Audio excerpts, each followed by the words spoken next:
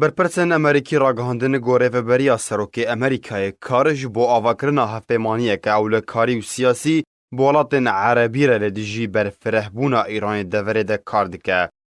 اجانسا رویترز لسر زارج درین تایبت راگاند گو کوچکا سپید خوازه آلیکاری ادناف براخواه و ولاتن کنداوا عربی و مصر و اردن ده به تایبت دوارین براوانیه و راهنان لشکری و شر ترور هر وهاد آلی آبوری و دیپلماسی ده بهستر بکه و کوگاوه که دسپیکی جبو آواکرنا هفپیمانیا امریکی عربی لدیجی ایرانی. هر لگوری آگاهیان گوریوبریا سروک امریکا دونالد ترامپ ناوه هفپیمانیا روجراتا ناوین یا استراتیجی لکریه و هیوید که گودجوینا گل واشنطن ده 12 و 13 جوتمه ده وره لدارخستن اف پروژه وره گنگشه کرن. جالی خواه برپرسکی ده حکومتا اردن ده جمال پرک خوجهی لولات خوره راگهاندیه گو امریکا پروژه هفپیمانیا امریکی عربی پیشکشی اردن کریه و تکس کر گو تانها اردن و یکی گفتگو دکو هین برسوا خواه ندایه.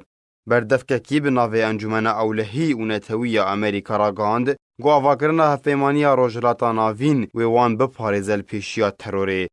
اول پیشیا برفرهبونا ایرانی دوره ده و بری روجراتا ناوین بده آشتیه.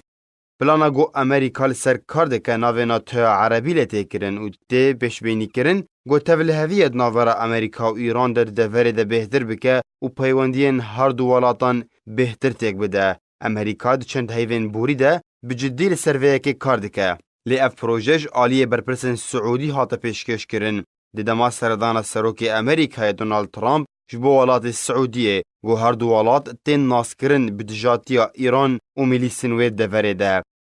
امریکا و السعودية هر دم ایرانه بتقدانا اولهیا دوره و پیدا کرنا کشیان لولات عربی تومد باردکه. هروها گفن گل اسرائیل دخواجی بریا برفرهبونا خوال سوریه ده دبن صدم گو رجاء آوا کرنا هفپیمانیه که امریکی عربی بهستر ببه.